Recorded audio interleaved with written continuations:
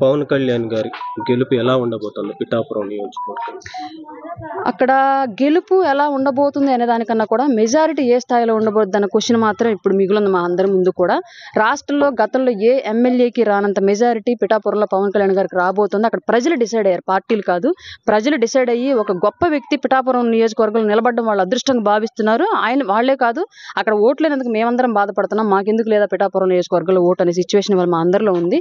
కాబట్టి 1,00,000 పైన మెజారిటీని మేము ఎక్స్పెక్ట్ చేస్తున్నాం పిఠాపురం. ఫైనల్ గా పోతుని మహేష్ చేసిన కామెంట్స్ మీద మీ రియాక్షన్ ఏంటి?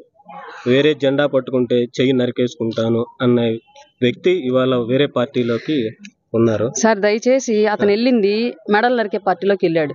వాళ్ళు ఎవరన్నా చెయ్యి నరికి అది జనసేన మీద వేసే ప్రమాదం లేకపోలేదు. కాబట్టి మీరు ఆ చెయ్యి నరికే కాన్సెప్ట్ని పక్కన పెట్టి ఏ పార్టీలోకి వెళితే ఆ పార్టీ భావజాలం ప్రకారం ప్రెస్ మీట్లు పెట్టి మాట్లాడడం అనేది సహజం. మేము ఆవేశంగా ఉన్న వాళ్ళని మాలో ఆవేశాన్ని అణిచి సమాజం కోసం ఆలోచించేలాగా మమ్మల్ని పవన్ కళ్యాణ్ గారు తయారు చేశారు.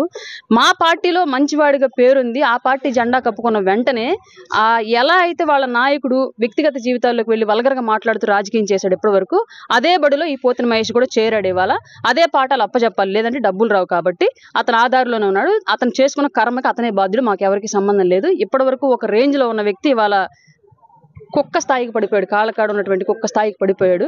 అట్లాంటి పరిస్థితిని అతను క్రియేట్ చేసుకున్నాడు. అతను ఎగ్జాంపుల్కి తీసుకొని కూడా ఏదైనా రాజకీయాల్లో లాంగ్ టర్మ్లో ఉండాలి అనుకున్నప్పుడు నమ్మకము, ఓర్పు, సహనం చాలా అవసరం. అట్లాంటి వాటిని కోల్పోయి క్షణకావేశానికి 1 సంవత్సరం పదవికి 1 కోటి 2 కోట్ల డబ్బుకి ఆశపడితే మాత్రం ఇట్లాంటి పరాభవం తప్పదనడానికి అదొక ఉదాహరణ. ఇవాళ మనం జగన్ గారి మీద జరిగిన దాడి టీడీపీ కుట్ర ఏం దాడి జరిగింది సార్? ఆయన రాయిలు వేశారు అంటే ఇంత గులకరాయికి మనుషులు చచ్చిపోతారా సార్? ఇంత గులకరాయికి మనుషులు చచ్చిపోయే పరిస్థితి వివేకానంద రెడ్డి గారి గొడ్డలు ఎందుకు వాడారు సార్? అప్పుడు కూడా గులకరాయిలు వేసి కుట్టుండొచ్చుగా, చచ్చిపోయిండు. మారణాయుధాలతో ఇంత పెద్ద విధ్వంసం అయ్యి ఉండేది కాదు.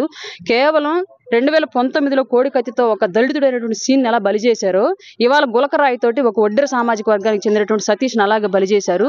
పదవులు వీళ్ళయ్యి ప్రాణాలు పోయేది మాత్రం సామాన్యులు అయ్యి, వీళ్ళ పదవుల కోసం సామాన్యులు బలైపోతున్నారు. జగన్ అనే వ్యక్తి రాజకీయాల్లో ఉంటే మళ్ళీ నెక్స్ట్ 24లో గెలిచాడు అంటే ఇంకొకసారి ఎలక్షన్కి ఇంకొకరు బలవుతారు. ఆ రోజు ఏం పెట్టి కొట్టుకుంటాడో మాకైతే తెలీదు.